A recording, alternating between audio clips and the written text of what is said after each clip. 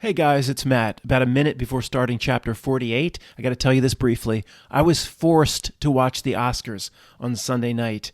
I wouldn't have watched 1 second of it, been able to stomach 1 minute of it normally.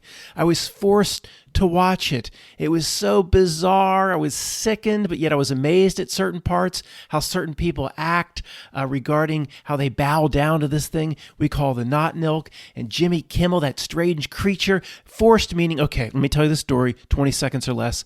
My mother and my stepfather lost electricity. We had high winds up here. A tree down the road went through the lines. It's going to take forever to fix. The house is getting cold. My mother calls me, it's getting cold down here. We need to come up to your house. Like, it wasn't that cold outside. You'd think we were in the middle of Siberia or something. So they have to come up here. And my mother, of course, this doesn't happen very often. She's going to get her way. I'm going to give her whatever she wants. But first, I'm not watching that NASCAR. Had the damn Phoenix race on tape. I'm watching the Oscars. We're going to watch the Oscars. And I forgot it was Oscar night. I went, oh no. I've got to sit here for hours with my mother and watch the Oscars. Well, I wasn't going to just go sit in a closet. I mean, I had to be a host. Guys, it was very, very difficult for me to hold my tongue, but I'll do a whole video on it some other time. It was a necessary experience. And I'm actually, at this point, I'm glad I did it. We have a lot to talk about. Also, this is the last questions and answers before the half page, the final half page, which sums up my opinion of all of reality. And it's not a half page, but it's about 3 pages. But if all of reality is just that short, I'm allowed to call it a half page. That'll be next Tuesday, I believe. There's a lot of, it's everything I've done, the culmination of everything I've looked at for 15 years. So it has to be perfect. I think it will be ready for next Tuesday. Matt, it won't be ready. You keep pushing it back. I hear you. This has been too long. I think it will be. What do we do after that, Matt? I have no idea. Sell pencils on the street corner. Chapter 48. Question 1. Matt, do you believe in karma? Is karma a real thing? No. And in a way, yes. It does not exist on its own, but it's likely real people have the ability to give life to it. So no and yes. Does not exist on its own, but it's likely real people, real spiritual beings have the ability to give life to it. So you can't say right now whether you believe in it or not. It can come, but can't come on its own. The question really should be, does karma exist on its own as a thing out there? No. Karma could be the most harmful concept of all time. I won't capitalize the word any longer in this book. I will mentally take it out of existence. What a tremendous way to get people to believe and manifest that they'll be coming back again to earth than the concept of karma.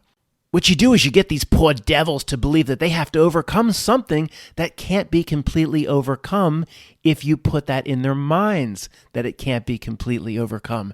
The clearing of karma over the course of one's lifetime. What a bunch of bull. What an impossible task that some say needs to be done in life, when the reality itself is designed to pile on endless doubts, endless regrets every week of every year. If you believe in karma, then your reality is Lucy in the chocolate factory, and you're shoving the regrets and life mistakes into your mouth daily. At first, it seems like the Catholic confession booth seems to kind of help solve this karma problem, but it's just as bad. Perhaps in the movie Moonstruck, the sins of Loretta, that's Cher, or See Her, the sins of Cher sleeping with the brother of her fiancé, Nicolas Cage-Arani, can be wiped away by the priest in the dark, musty room, the confession booth. At first, that seems to remove weight, right? And remove the negative karma if Loretta believes that following the instructions of the priest can actually wipe her sins away. But here's the key. Does Loretta or Cher really think that doing some trivial thing, like saying 5 Our Fathers and do 5 Hail Marys, can wipe away such a major sin? Sleeping with Ronnie Camerari when Johnny Camerari's over with a sick mother? Of course, Cher doesn't really believe that. The priest may as well be giving Loretta a straw by which to blow over the Brooklyn Bridge, with the view of the Brooklyn Bridge being just up the street from the Castorini home in Brooklyn. So in a way, the BS trivial penance keeps the karma in place for Loretta. See, it's a gigantic sin. Just say 5 Hail Marys and 5 Our Fathers. And does anybody really believe that absolved the sin? See, I don't. One is not commensurate with the other. I've never been in the Catholic confession booth, so I can only say so much. But you understand what I'm saying. Even if Loretta believes that her major sin is forgiven by just doing little BS, say 10 Our Fathers or whatever the priest says to do, go wax the side of the fire hydrant, she's completely disempowered if she believes it. She then can do nothing spiritually for herself without the man in the dark, musty room saying what she needs to do. Complete disempowerment. Now, if God himself was sitting in that dark little room with the sliding door, the Catholic confession booth, God himself was in there, that would be one thing. But who sits in there removing sin? A man for another man. A man who has potentially whacked himself off 1,000 times, perhaps that very morning. Who is that to be removing sin on anyone? He should ask Loretta for help removing his sins, but instead it's positioned the other way around.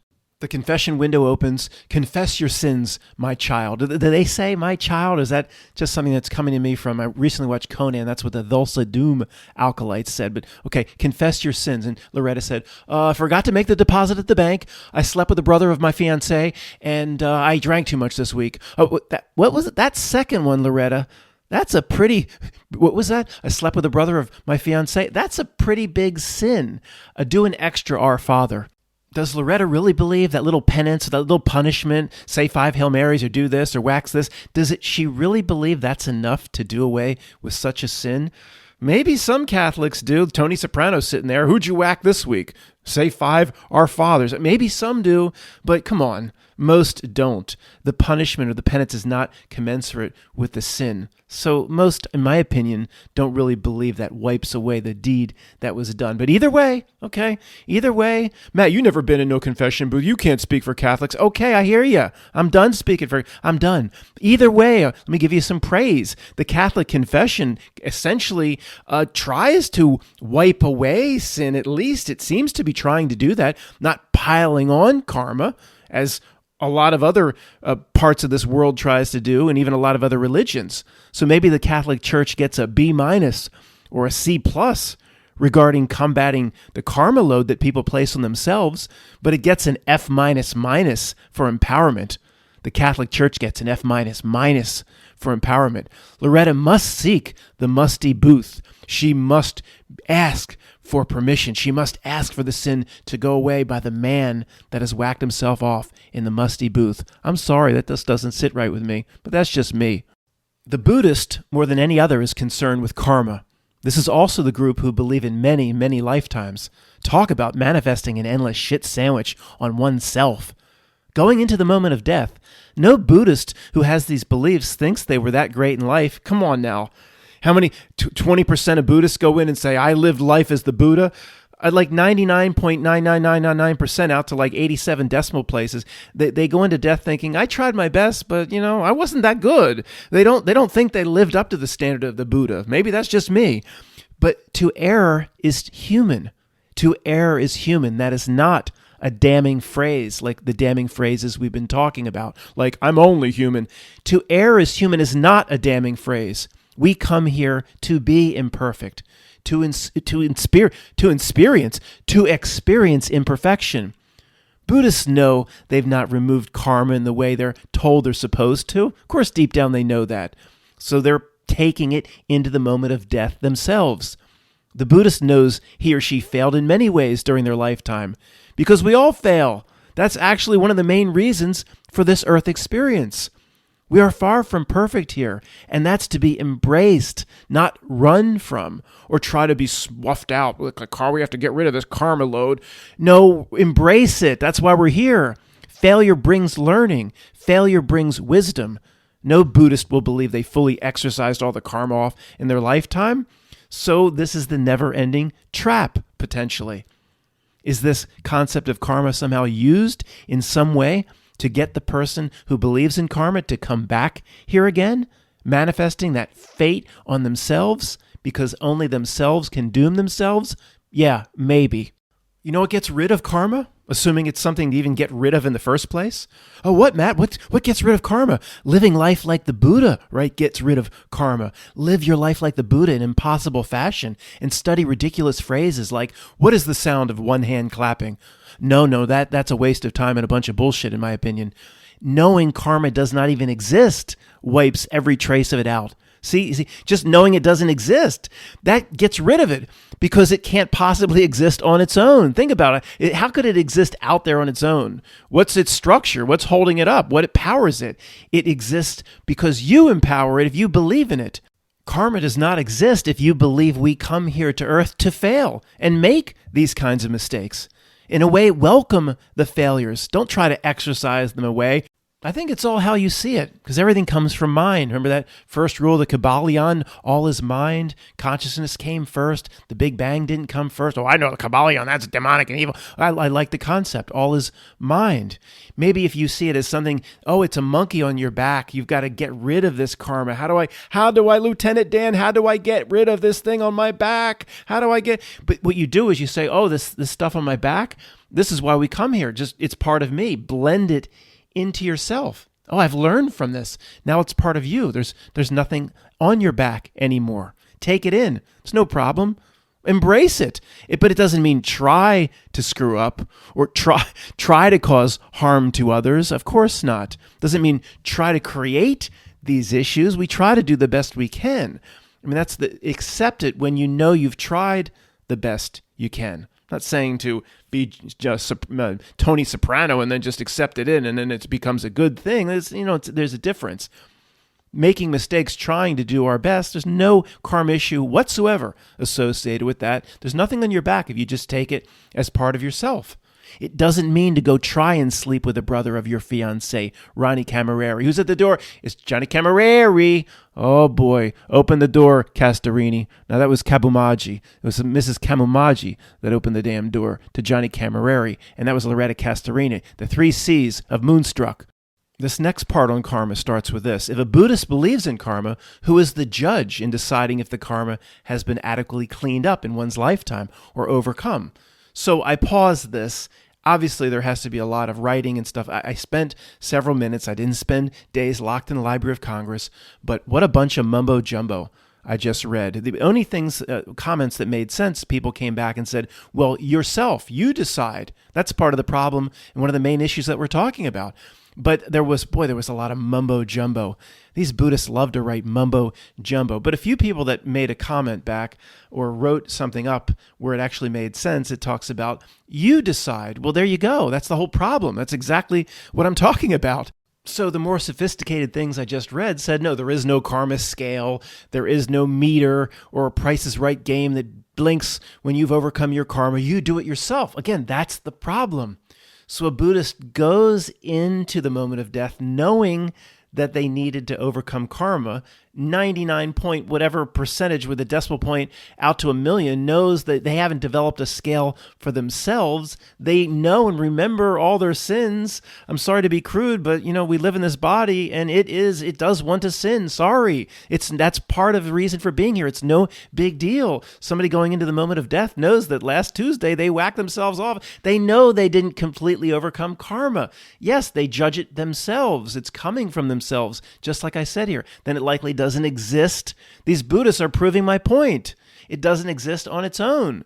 You don't say, did I overcome it? Or I shouldn't have whacked myself off last Tuesday. Then you say, it doesn't. I have these little petty little sins. I didn't harm anyone. It's okay. I've absorbed that into myself. It's part of this experience. To err is human. It's okay. There is no karma whatsoever. It doesn't exist. That's easy to see for many of us. Take that into the moment of death. There's no weight. I mean, what are these Buddhists doing? They're preparing themselves for thousands of more lifetimes with little Santa Claus swabs running around every time they come back. How sick is that? I could be totally wrong, though. Maybe there's like a karma PCR test, or maybe the moment of death, you get in some sort of etheric car, or you drive up and there's like people waiting in line. There's people with masks and swabs and like, stick your nose out the window. Stick my nose out the... I mean, I'm dead. Why don't you shove something up my etheric... You still appear in the human body in etheric form. We do this test up your nose to see if you overcame karma. Maybe it works like that. I don't know. But here we go with these repeating themes again. So have you overcome karma? First thing that pops into my head, the ancient Egyptian, is your heart as light as a feather, and all that bull crap. The Anubis, the dog man, leads you up to the scales or something. You look at, I always wondered, Anubis, now that we're right here together, what kind of dog are you? Are you purebred, Anubis? What kind of Get on the scale. What kind of dog are you first, man? I ain't doing nothing with that scale till you tell me you mutt. Are you pure breed Anubis? Matt, Bill, put Anubis in the poster, those waiting for me with bicycle chains at the moment of death in front of the light, blocking me from the light. Put Anubis in there now. We're going to build that group up bigger and bigger. Put Anubis, she would have more standing than Blavatsky, probably. Put Anubis in there, Bill. Look, is your heart as light as a feather? Have you overcome karma? What a bunch of bull crap. You say, you know what? Here it is, the Egyptian setting here. You worry about myself. I decide whether my heart's light as a feather. And you know what? It's right back to the diner scene in Triple X, Vin Diesel. I don't play this game, Anubis. Go bark at somebody else. But we have to weigh your heart against a feather. Yeah, you don't have to weigh nothing. I ain't playing this game. I'm not going to go up to your dumbass scales. Get out of my face. Maybe the godlike Buddhas or Bodhisattvas are judges over billions, like up there with plastic gavels. If so, why haven't these Buddhas and Bodhisattvas, those that have interacted with humans more often than the Buddhas, right? Why haven't they shared the exact metrics and map and standard of success so people can win and drop this supposed karma? Think of all the Chinese right now living in Guangzhou province. It's the only province I know. How many of them actually want to come back and see what Beijing looks like in 2080? How about Shanghai in 2100 or 2140? Make Blade Runner look like a beautiful day in the park. No, thank you. We're getting out now. We're not coming. People here in this group are not coming back to see what Beijing looks like post Blade Runner. So getting back to what I was saying, Bodhisattvas, where is the map or plan of success? The exact steps. What have you given us? A bunch of nonsense quotes. What is the sound of one hand clapping? What does that do for me?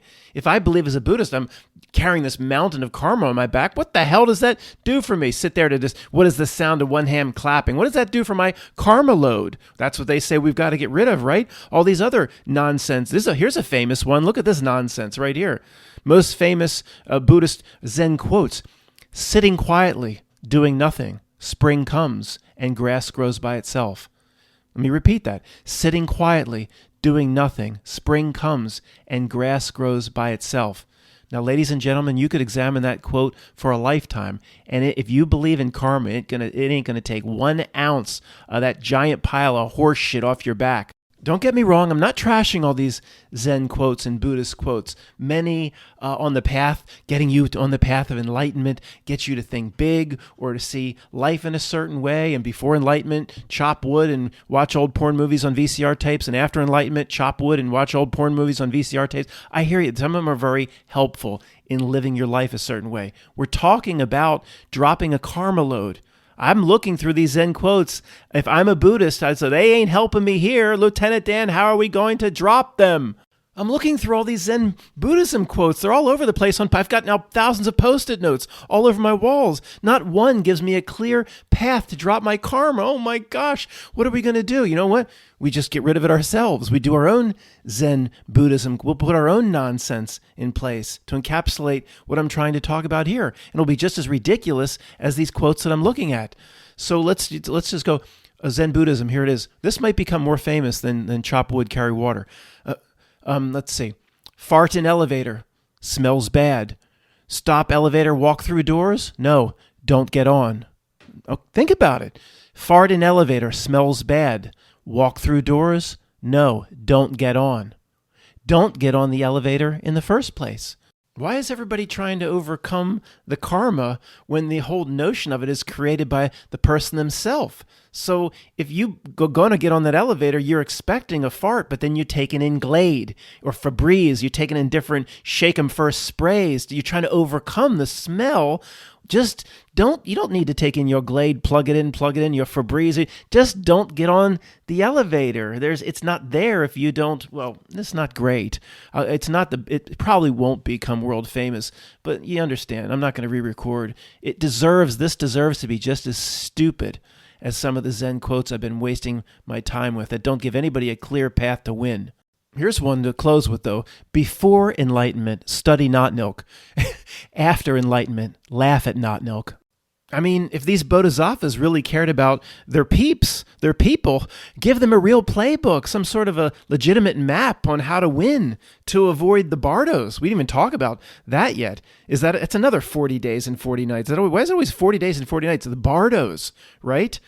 I tried to read the Tibetan Book of the Dead. After 20-some pages, I had to put it aside. It was just nonsense.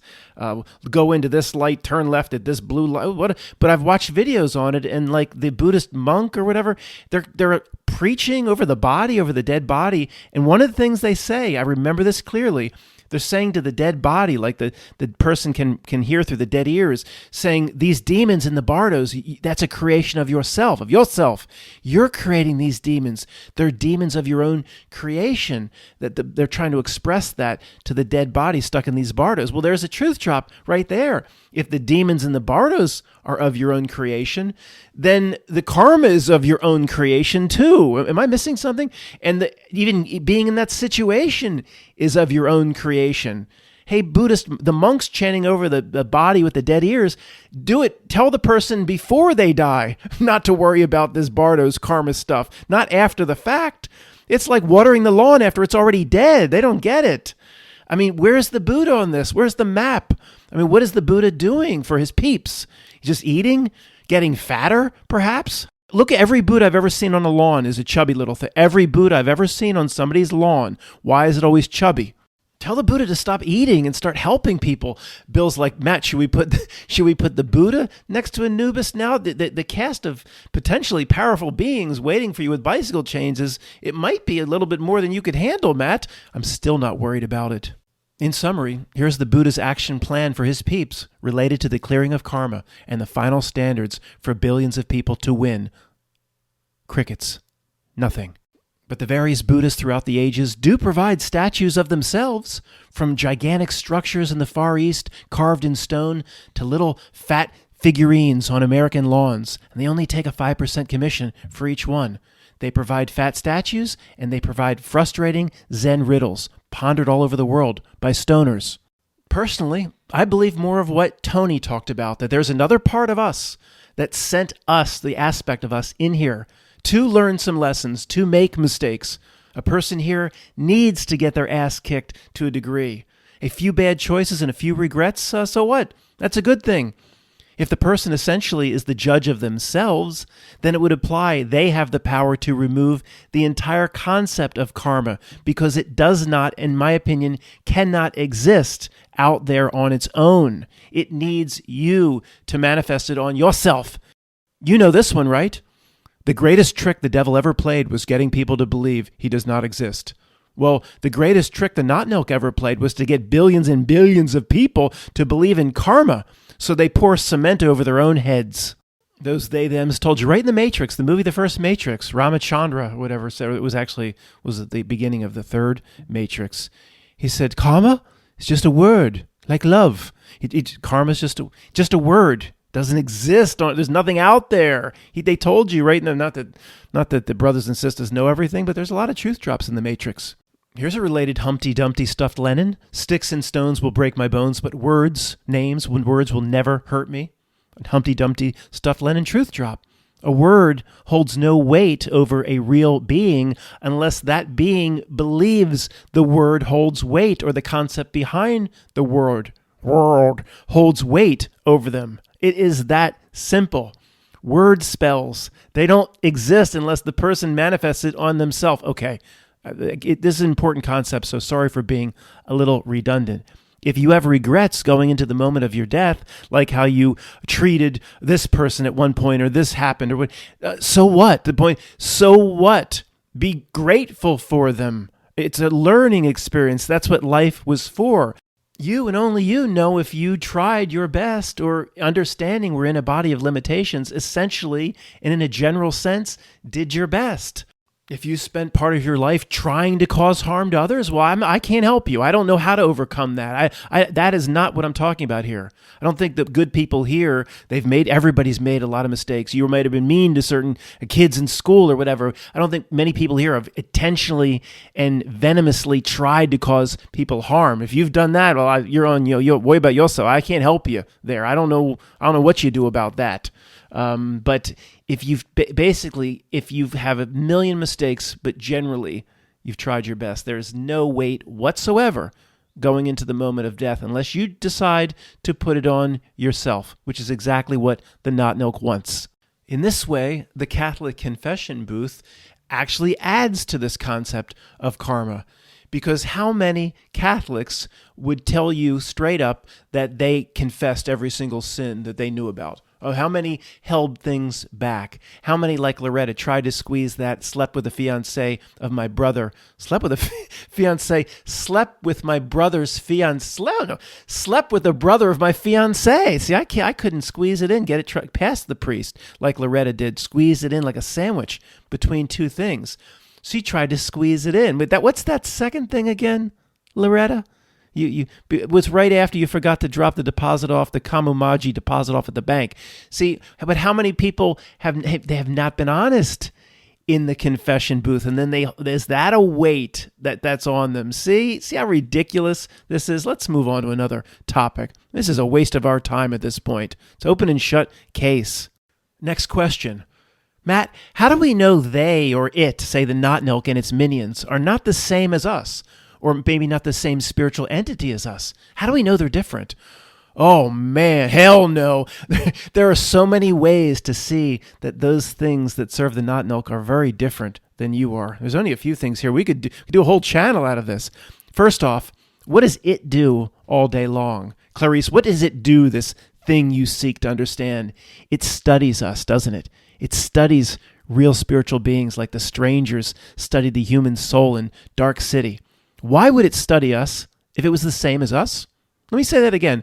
Why would it endlessly study us?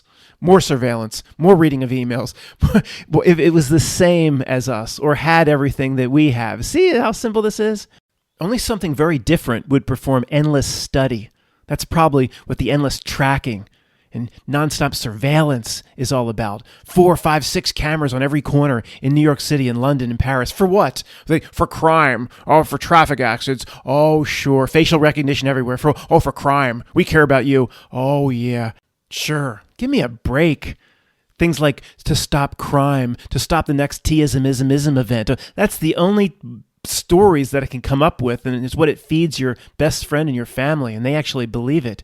It studies every aspect of the real person for its own means, not to help those people, to stop the next T-ism event. That's ridiculous.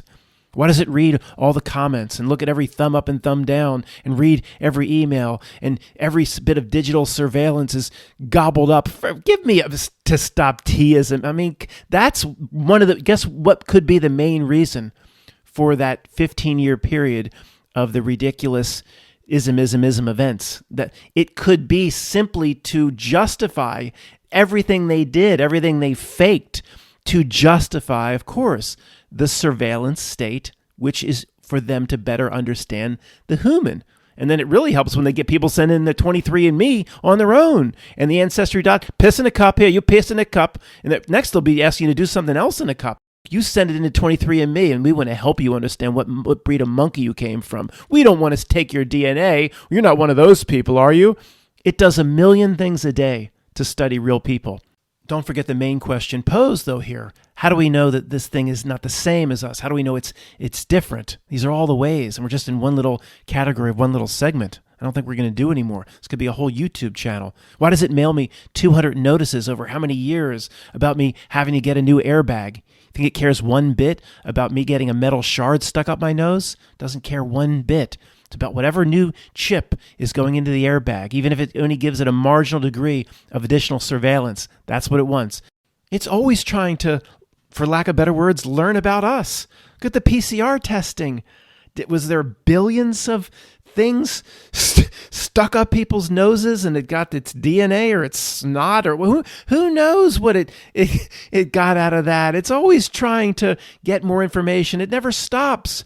Why does it give free AI tools out to about 10 million people a day now? Free AI. Here, we just want you to have this. We want you to have fun with it, as it tracks every single click and every single eye movement and every prompt you put in and everything you ask the AI to do so it can learn to build its new fake reality system. It's so sick. Matt, you don't have to go on. We knew from the start this thing we seek to understand isn't the same as us. I know, but it's fun. I don't tell them. They know. It's fun, though. I mean, it endlessly tries to collect up its data. My friend, anything that wants to endlessly study you in 100,000 different ways a day is not the same as you. In fact, it's quite sinister. In fact, it's lower than Schmeagol in Lord of the Rings. It studies us in order to manipulate us and improve on its trick. The most important reminder is it wants something from you that it does not have. We're not screwed like some people in our community think we are. Oh, Saturn, Moon, Matrix. If we were so screwed, the situation would be the opposite. Why would it be doing all this work? Why would it be expending all this daily effort on us if it had such a position of control over us? And this is first grade logic, folks. You've heard me put this forth thousands of times, but few in the truth community address this. They just keep yelling prison planet and things like that. So let me get this straight. 22 Mile to Davenport. It's working so hard, but it doesn't have to because it really has us. Oh, I see. That makes a lot of sense. It would only work hard if it wasn't in a position of control. Am I missing something? Maybe it's kindergarten logic. Okay, the movie Dark City is a truth drop. Be very wary or concerned when the day it starts leaving us alone. Let me repeat that. Be concerned on the day when it starts leaving us alone, or government starts saying, hey, we just made your life easier. Oh, you don't have to do this anymore. You don't have to do that anymore. Oh, this is okay. It's okay. You don't have to report in on that. Don't worry about paying that fee or that fine, or the inspector comes out and says, well, you just dug your hole half as deep, but it's okay. You'll be okay. It doesn't really frost much up here in Pennsylvania. This isn't lower Siberia. You just work on your deck and see if I can help you dig it. If everything started to actually be our friend, and then I would worry. I would say, maybe they've won in a way. But now that they work so hard, they certainly haven't won. Nothing that's won works this hard and is that pathetic in its presentation. Now, this whole first section has just been one way, essentially, that we prove that they're different than we are. And there's hundreds of other things we could talk about. You know what the most obvious and basic is? Turn your inner knowing up to 10 and just look at them. Just don't laugh. Pull up a picture of, not the blending of Melvin with Alfred E. Newman. Look at Melvin. Don't look at, it's not Bezos. That's Dr. Evil. Just look at him. Don't laugh. Look at him. But turn your inner knowing up. Look at Lone Scum.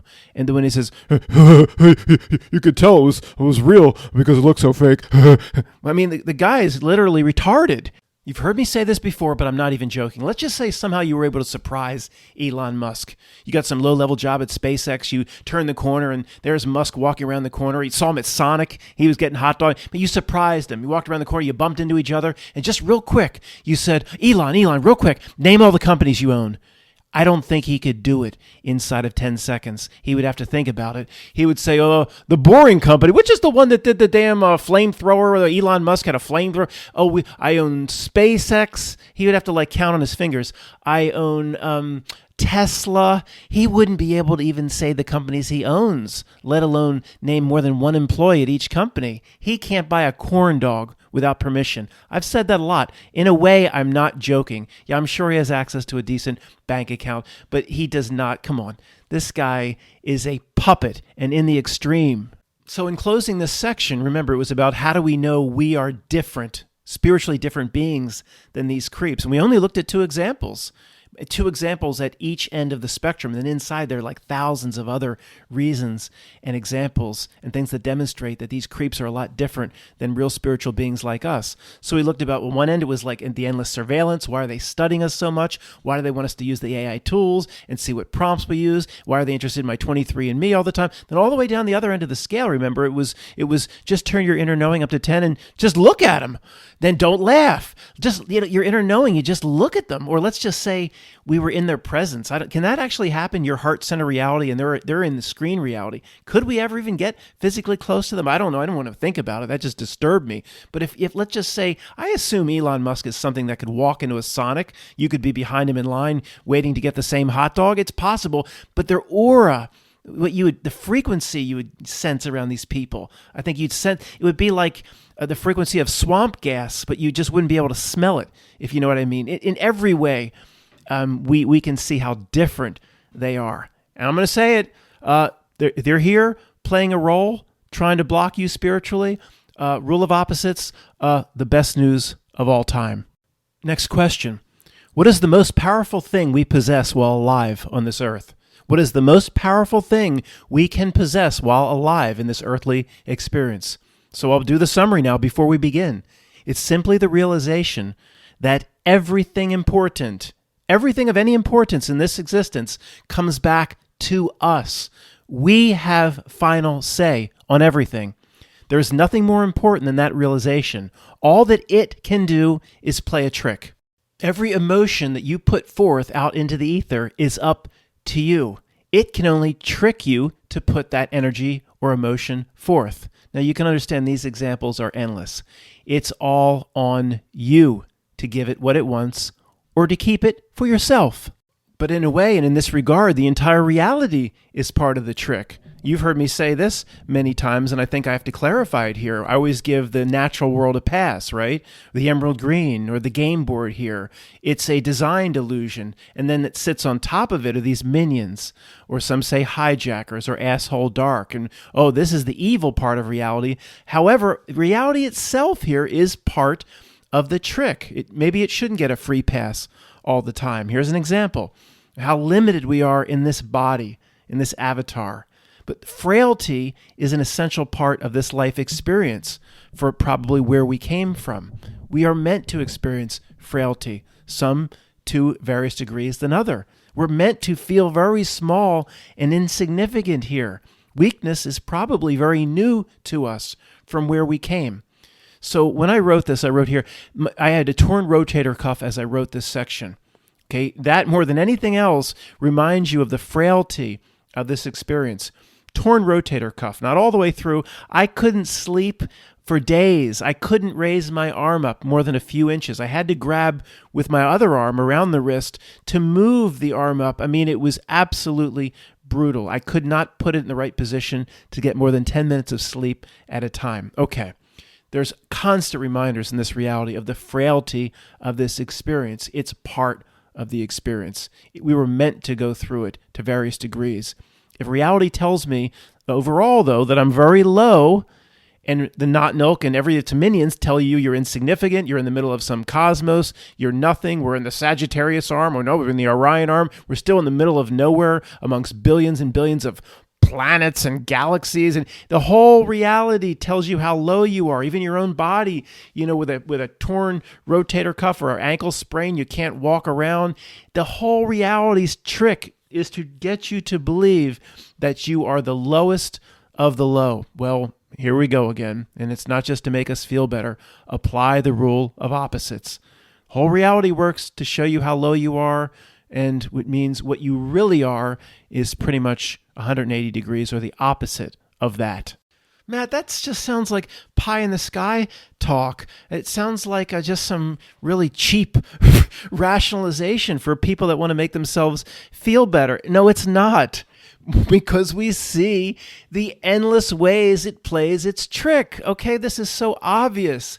We know it plays a trick. Whatever you call Not Nilk, each little individual cog or part of the engine is not in on it.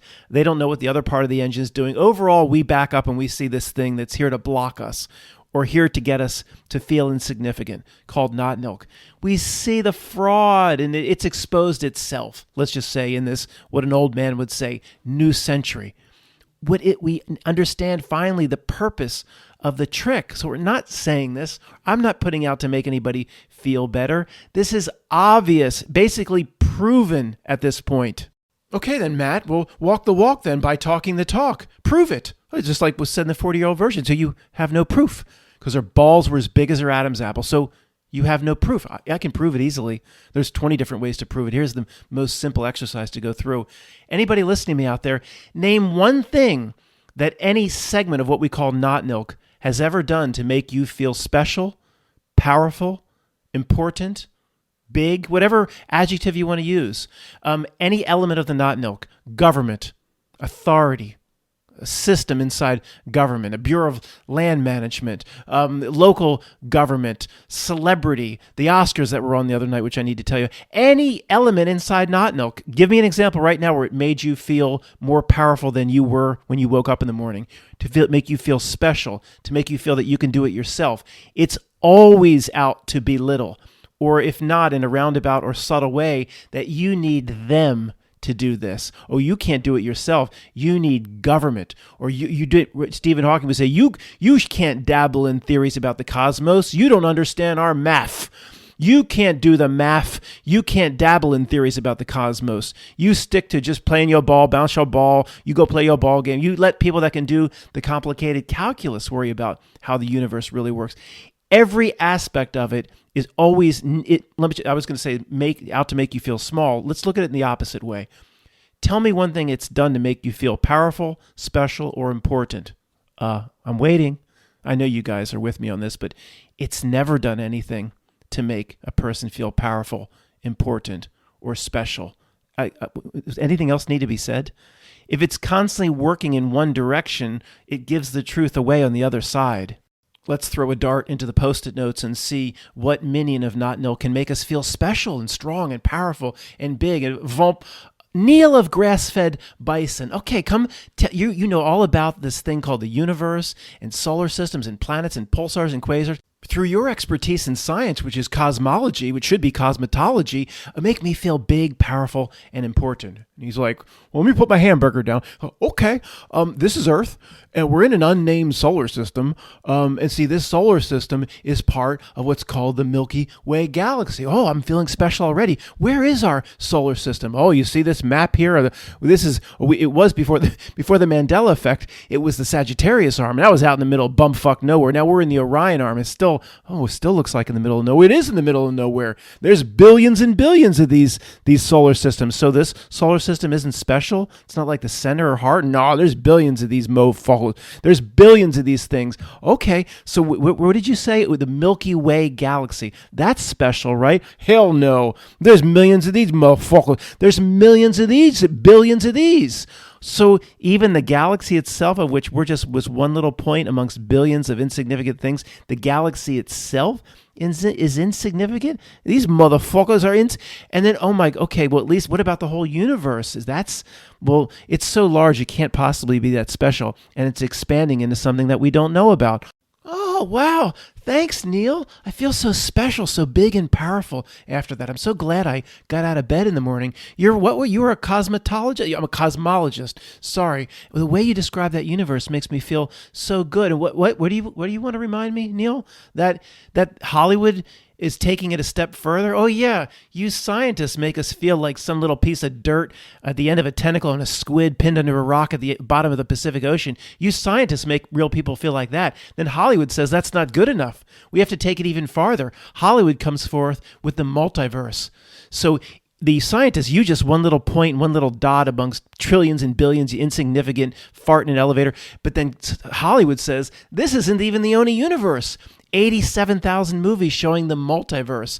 There's an infinite number of universes, and there's other forms of you. So you're not even the most significant form of you dumbass, low Phil and Ben's motherfuckers.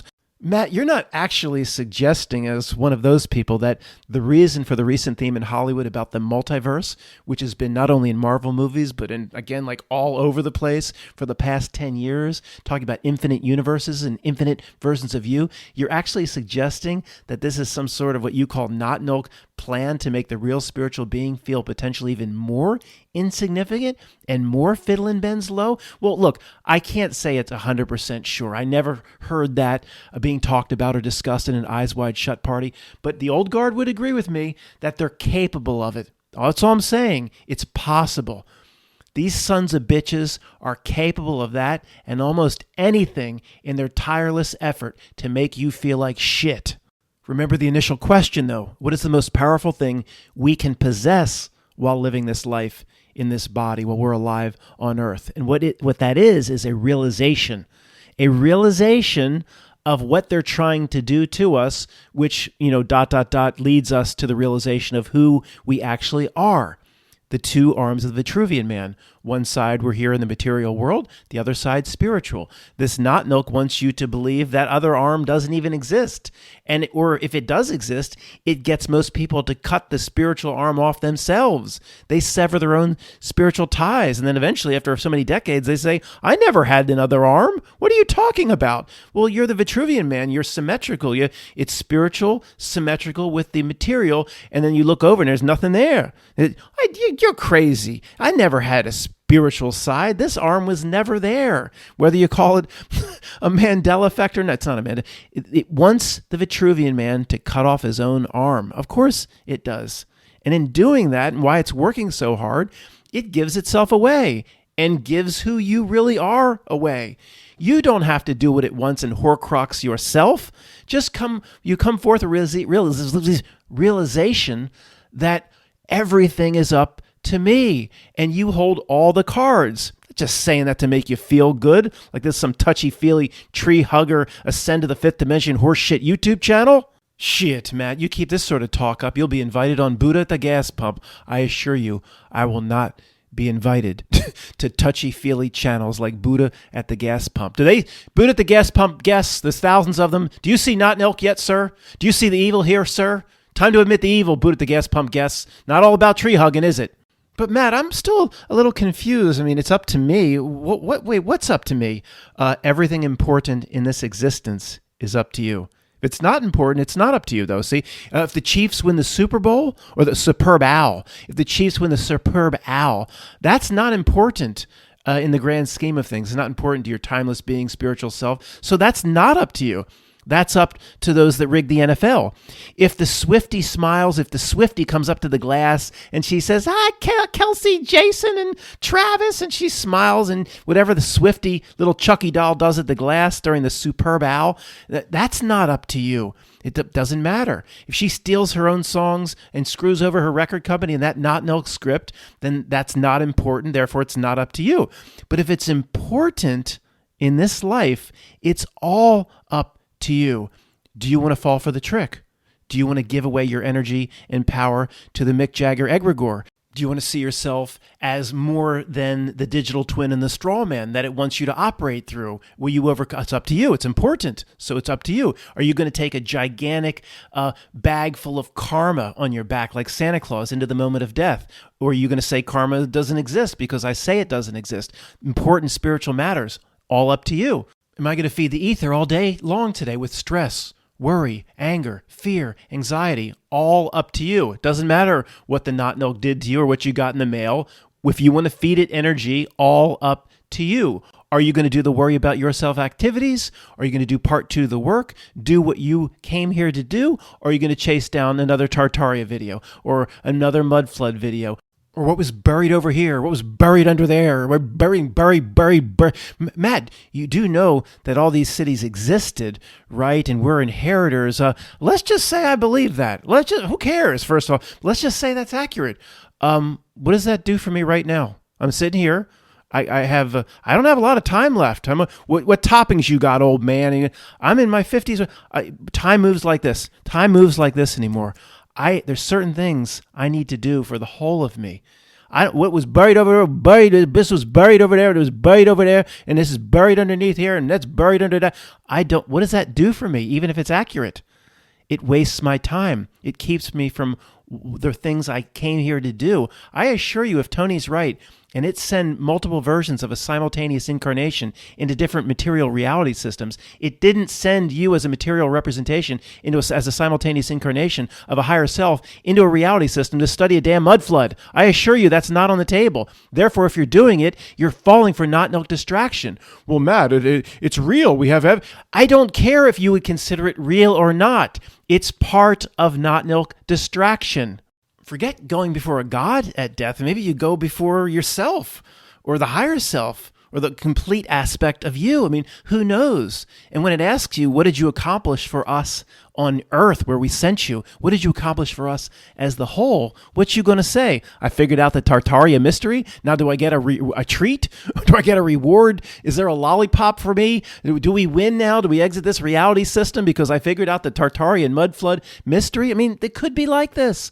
I mean, remember in Pulp Fiction, it was Vincent Vega, and it was after the diner scene, but it was set earlier in the movie because it was all time confused. Pulp Fiction, they had the shorts and the t-shirt. It's like, Vincent Vega, my man from Inglewood. Come on, Jules, my man from Long Beach or whatever. Come on in. The big man's waiting. The big man in this case is your higher self. And your higher self, or it's like a boss man, your higher self. I'm not trying to scare anybody. But in this example, your higher self in this role play, Marcellus Wallace would say something like, who we got next? What simultaneous incarnation in a failed life experiment do we have next? Oh, Matt McKinley. Oh, that's that conspiracy son of a beach that we sent to Pennsylvania. Oh, he real smart. Let's see what he did for us. Come on over here. Sit him down like Butch. And he said, what'd you do for us on that place we sent you called Earth? Sir, aspect of me, I figured out, like I said earlier, the Tartaria and mud flood mysteries. Now, do we win? Do we get out of these reality systems? I figured out that these cities are inherited. What? Shut up.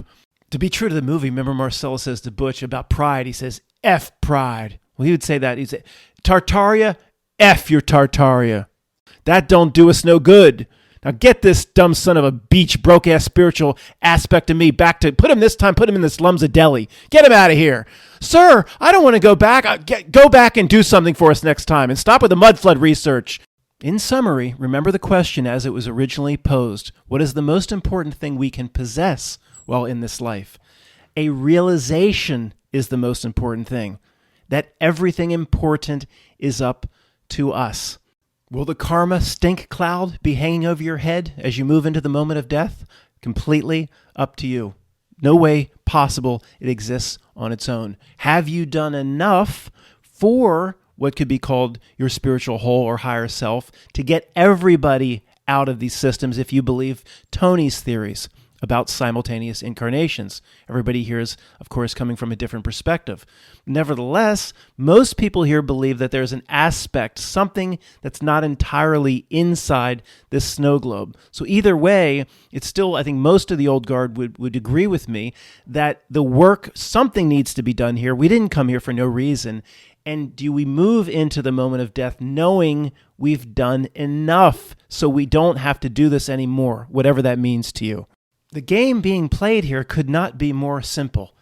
There is you that needs to do the worry about yourself activities, the part 2, the work, and why you came here. Then there's a group playing against you, trying to keep you from doing it. It is that simple. It's not a half page, it's one sentence. Last question, what is alchemy? If a subject becomes complicated, then that is part of the deception of this world, in my opinion. As you know, there are lots of books, lots of YouTube presentations that talk about alchemy. It gets very complicated very quickly. I'm no expert in this area. But certainly the real meaning of what is alchemy, in my opinion, is pretty clear. It doesn't have anything to do with turning lead into gold or metals and all that nonsense. It's a BS cover story carried through the ages like a stuffed Lenin or a Humpty Dumpty. Lead into gold certainly must be an analogy or a metaphor for something. If you watch a video where the focus of the alchemy and the explanations behind it is turning metals into another metal or lead into gold, I would say drop the channel immediately. They're stuck at first grade bullshit. Go bounce your ball. Go play your ball, bounce your ball. I mean, metals. This is ridiculous. If alchemy has been discussed at length 1,000,000 times in this world, the metals topic has come up 999,000 times. It always comes up in the alchemy conversation, lead into gold. People even talk about the philosopher's stone as something necessary to make the gold. Like, what? This is a joke. It's called the philosopher's stone. What would that possibly have to do with making a different type of metal? I mean, certainly it's all a cover for another meaning, even a spiritual meaning. If that caustic, dangerous process of trying to turn lead or whatever into gold, I mean, it's smelly, it's dirty, it's dangerous.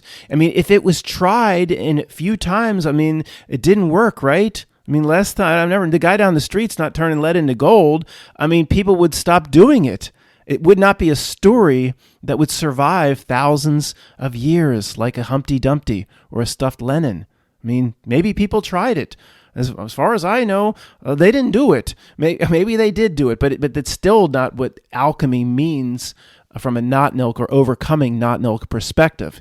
even if they have the technology now through whatever they have at CERN to turn a lead into gold.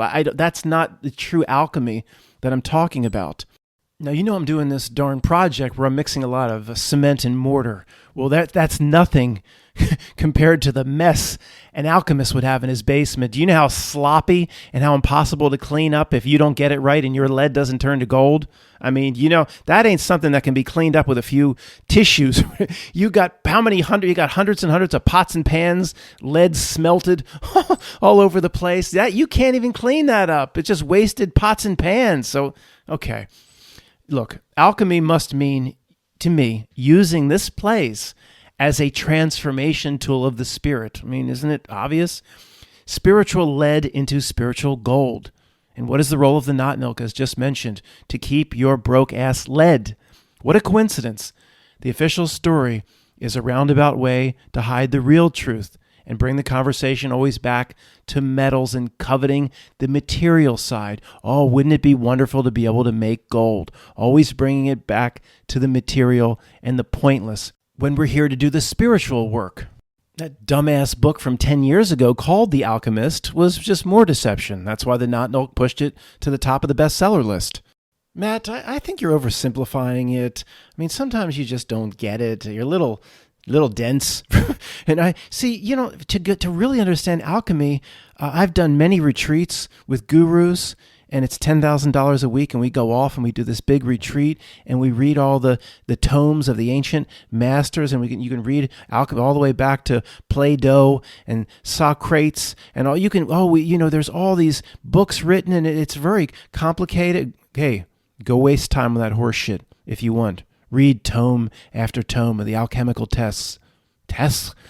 Read tome after tome of the alchemical texts. For what? What does that do for you? This reality is a half page. You're here to do something for the whole of you. You came here for a reason. There's some asshole thing here trying to block you. All these alchemical symbols. What's it all for? What's all this? All the text written by all the philosophers and Sir Kierkegaard and Plato, and there's some great things said, and Schopenhauer, and there's some Nietzsche. There's some great things to ponder, but what does all that nonsense do for us? We're here sitting in a chair. I mean, we have work to do on ourselves. What does the endless pondering and reading of these philosophical works do for anybody? To me, it's just another not distraction. It's just a higher level distraction catered to a different type, to distract in a different way. What does it do for you? Nothing. The general principles in this entire book are about, in a way, it could be said, turning your spiritual self from lead into gold. We're born here, and the knot milk has us pretty much led by the time we're 25 to 30. The point is, can we come out of it? I believe a few of us are. I look over, say, all these alchemical symbols. You've seen them a million times. Air, earth, fire, water, alchemical symbol for Saturn, for example. And I say to myself every time, what does this do for anybody in terms of what's really important? I know I'm pissing off some people here. Many people here are into astrology, and they have taken time to study the alchemical symbols. Okay, fine. If I can only understand it if it helps people get something out of this reality. Okay, or whatever it does for them. I don't know what it does for them. But to me, all that's important is just one thing. Understanding what we came here to do for our greater whole. I don't think the greater whole cares one bit about alchemical symbol for Mercury. Like what? Okay, if that gets you, I don't know, you turn that into wealth or something, or it's like the same reason people dabble in magic. And who I just can't understand at this point. I can understand if you're under age 40 or something, or you're in your 30s or 20s, and you want to drive a nice car, and I chase that too. But once you get to a certain point, like who cares one bit about what we can get from this world? I just don't understand it. I'm here. I have a certain realization or an awakeness that may be rare for the people around me or for other aspects of me that exist. I'm going to do everything I can to, if I ever do have a commune with my higher self, as Tony talks about, that we've done enough and we're done here. I don't think it's like if I go through the moment of death and pull out some alchemical symbol for Jupiter, it's going to get me through a doorway. I don't understand it. I understand a lot of people here have spent a lot of time on that. I'm not trying to piss you off. If it gets you whatever here, but again, once you get, maybe it's partially my age, whatever it is, I don't want one thing from this world. All I care about is, am I doing enough for the reasons I came here? And no alchemical symbol ain't going to do squat for me in that regard. If it will, and it will open some magical doorway or whatever, let me know, but I don't think so. I think it's all up to us, not some dumb symbol. Sorry if I pissed anybody off. Thanks for listening.